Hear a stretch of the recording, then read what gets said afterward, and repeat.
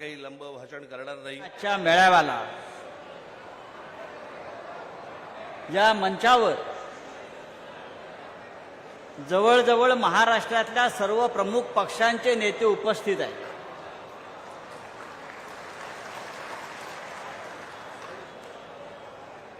शशिकांतजी शिंदे साहेब आहेत, मनसे प्रमुख येऊन गेले, शिवसेना आहे आणि महाराष्ट्राच्या कानाकोपऱ्यातून शेतकरी कामगार पक्षाचे कार्यकर्ते पदाधिकारी इथे जमलेले आहेत. मी जयंतराव पाटलांना एवढंच सांगेन, आम्ही सगळे इथे आलेलो आहोत ही शेका पक्षाची पुण्याई आणि या महाराष्ट्राच्या मातीत गेल्या 78 वर्षापासून शेतकरी कष्टकरी यांच्या संदर्भात पक्षानं घेतलेल्या तुमच्या भूमिका आणि संघर्ष, दोन पक्ष या महाराष्ट्रामध्ये आहेत. दोन पक्ष, एक शेतकरी कामगार पक्ष आणि शिवसेना. त्यांना संघर्ष केल्याशिवाय काही मिळालंच नाही. आमच्या वाट्याला सतत संघर्ष. असं वाटतं आता कुठे बरेच दिवस येत आहेत की कोणीतरी मध्ये येतं आणि तुकडे करून जातं. त्या मानानं शरद पवार साहेबांचा पक्ष आमच्या हा तसा पहिल्यापासून इतके मोठे नेते महाराष्ट्राच्या कानाकोपऱ्यात जिल्ह्यामध्ये असे मोठे मोठे नेते तुम्हाला लाभले आणि तुम्ही टिकून राहिलात. शेतकरी कामगार पक्ष आणि शिवसेनेचा असा आहे की आमचे कार्यकर्ते पहिल्यापासून फाटके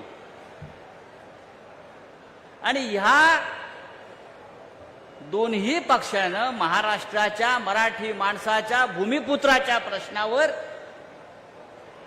सातत्यानं लढे दिले. हे इथे पाहायला पाहिजे.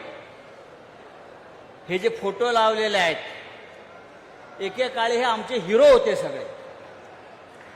आम्ही ज्या अनेक गोष्टी राजकारणामध्ये समाजकारणामध्ये आम्ही शिकलो त्याच्यामध्ये हे सगळे शेका पक्षानं निर्माण केलेलं हे नेतृत्व, आधी केशवराव धोंडग्यांपासून उद्धवराव पाटील असतील, आमच्या अलिबागचे दत्ता पाटील, प्रभाकर पाटील, सगळे भाऊसाहेब राऊत ही नावं घ्या तुम्ही. एकेकाळी या महाराष्ट्राचं नेतृत्व जे आहे ते ह्या लोकांनी केलेलं नेतृत्व आहे. हा शेतकरी कामगार पक्ष आहे. महाराष्ट्राला उत्तम अर्थमंत्री कोणी दिला असेल यशवंतराव मोहित्यांच्या रूपानं, ते सुद्धा शेका पक्षाची देणगी. हे मी आपल्याला तरुण पिढीला यासाठी सांगतो आहे, आज या राज्यामध्ये शेतकरी आणि कामगार हे दोघेही संकटात आहेत. हा महाराष्ट्र गौतम अडाणीनं निर्माण नाही केला. हा महाराष्ट्र अंबानीनं निर्माण नाही केला.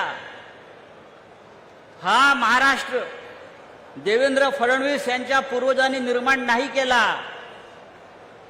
मुंबईसह महाराष्ट्र जो स्थापन झाला तो फक्त गिरणी कामगार, शेतकरी, कष्टकरी आणि त्यात हा लाल बावटा सगळ्यात पुढे होता.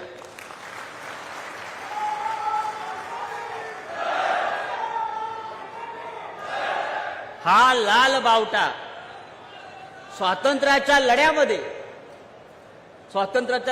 भारतीय जनता पक्ष नव्हता. स्वातंत्र्याच्या लढ्यामध्ये भारतीय जनता पक्ष काय राष्ट्रीय स्वयंसेवक संघ असेल कोणी नव्हतं. महाराष्ट्राच्या लढ्यामध्ये comrade Shripad Amrit Dange, comrade Annabhau Sathe, comrade Amar Shaikh, comrade Gangadhar Reddy, comrade ND. Patil, किती नावं घ्यायची, अहिल्या रांगडेकर. अख्खा रायगड जिल्ह्यातला शेतकरी कष्टकरी समाज हा महाराष्ट्राच्या लढ्यामध्ये होता सगळ्यांबरोबर. म्हणून हा महाराष्ट्र आज देवेंद्र फडणवीसला भोगता येतो आहे. माझं आणि शेतकरी पक्षाचं नातं आहे. मी रायगड जिल्ह्यातला आहे. ज्या जिल्ह्यामध्ये हा पक्ष सर्वाधिक रुजला त्या जिल्ह्यामध्ये माझा जन्म झाला. त्या तालुक्यामध्ये माझं शिक्षण झालं. अजूनही मी त्या गावाला जातो आणि त्या माझ्या जन्मापासून मी पाहतोय तिथे शेतकरी कामगार पक्ष, त्यांचे कार्यकर्ते आणि आता चित्रलेखापर्यंत मी नेहमी सगळ्यांची माहिती घेत असतो की तालुक्यामध्ये शेतकरी कामगार पक्षाचं काय चाललंय. तेव्हा मित्रांनो, मी इतकंच सांगेन, हा शेतकरी आणि कामगार वर्ग जोपर्यंत महाराष्ट्रामध्ये आपण टिकवून ठेवू तोपर्यंत हा महाराष्ट्र आपल्या हातामध्ये राहील. आणि आजच्या सरकारला तेच नको आहे. आपण लढणारे आहोत. शेतकरी लढतो, कामगार लढतो, तो जीवाची पर्वा करत नाही, तो स्वाभिमानी आहे. पण आज गेल्या 5 महिन्यामध्ये या महाराष्ट्रामध्ये 550 शेतकऱ्यांनी आत्महत्या केल्या. काय करतोय आपण? काय करतो हे शेतकऱ्यांसाठी, कष्टकऱ्यांसाठी आम्ही आवाज उठवतोय, बोलतोय. विधानसभेत, लोकसभेत, राज्यसभेत आमचा आवाज बंद करण्याचा प्रयत्न होतो. आता तर तुम्ही हातामध्ये लाल बावटा घेतलात. मगाशी राज ठाकरे साहेबांनी सांगितलं, लाल बावटा घेतला की तुम्हाला नक्षलवादी ठरवून तुरुंगात टाकलं जाईल, अशा प्रकारचा कायदा आणला. तुम्ही सरकारच्या विरुद्ध बोललात की तुम्हाला नक्षलवादी ठरवून तुरुंगात टाकलं जाईल. तुम्ही सामाजिक आंदोलनामध्ये उतरलात, सरकारला प्रश्न विचारलात की तुम्हाला तुरुंगात टाकलं जाईल. अर्बन नक्षलवाद काय असतं? अर्बन नक्षलवाद मला माहिती आहे. मी देशाच्या कानाकोपऱ्यात फिरतो. आज खेड्यापाड्यावर, आदिवासी पाड्यांवर, जंगलात काम करणारा जो कार्यकर्ता आहे तो कॉम्रेड आहे. तो हातात लाल बावट्या घेऊन काम करतो. मी झारखंड, छत्तीसगड सगळ्या जंगलात जाऊन पाहत असतो. मी त्यांना तुम्ही अर्बन नक्षली ठरवून तुरुंगात टाकणार. उद्या शेतकरी कामगार पक्षाच्या कार्यकर्त्यावर सुद्धा ही वेळ येऊ शकते. तुम्ही कष्टकऱ्यांचे प्रश्न उचलता म्हणजे तुम्ही देशद्रोही आहात. तुम्ही कामगारांचे प्रश्न उचलताय, तुम्ही राष्ट्रद्रोही आहात. पण नरेंद्र मोदी हा राष्ट्रद्रोही नाही. देश विकला अंबानीला. लाडक्या उद्योगपतींना अख्खी मुंबई विकली आणि हे लोण आता नवी मुंबई, तिसरी मुंबईपर्यंत आलेलं आहे. आपल्याला सावध राहिलं पाहिजे. आपल्यातला लढण्याचा जो बाणा आहे तो आपल्याला संपवता कामा नये. या महाराष्ट्राचं राजकारण मराठी माणसाच्या हातातच राहिलं पाहिजे.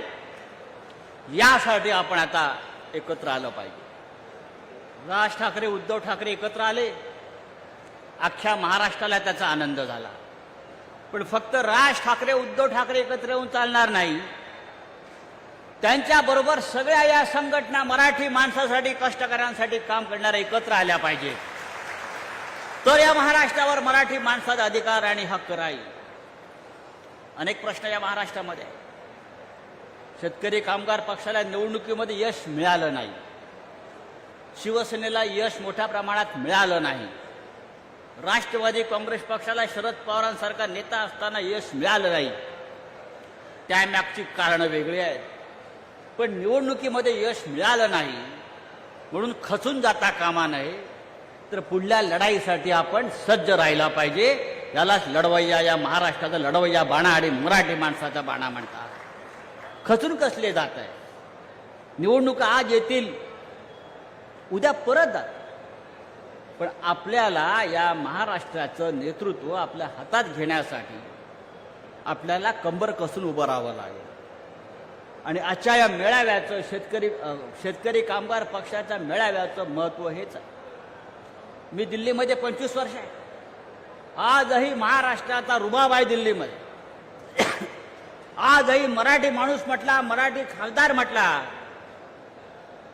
की लोक दचकतात. याचं कारण हा महाराष्ट्र स्वाभिमानी आहे. हा महाराष्ट्र कधी झुकला नाही. हा महाराष्ट्र कधी वाकला नाही. आणि खास करून जे रायगड जिल्ह्यातून आलेले हे कार्यकर्ते आहेत त्यांना माहिती आहे रायगड जिल्हा म्हणजे काय. पण आज एक धोका रायगड जिल्ह्यात दिसतोय, जो मगाशी सन्माननीय राज ठाकरे यांनी सांगितला. जसे उद्योग वाढत आहेत, औद्योगिकरण होत आहे, तसा आपला शेतकऱ्याची पिछेहाट होते. कामगार वर्ग बाहेरून येतो, मराठी संस्कृतीवरती आक्रमण होत आहे. यासाठी शेतकरी कामगार पक्षानं पुढाकार घेतला पाहिजे. मी जयंतरावांना सांगेन, जयंतभाईंना सांगेन, जयंतभाई, शिवसेनेची आणि आपली विचारसरणी एक आहे. आपण भूमी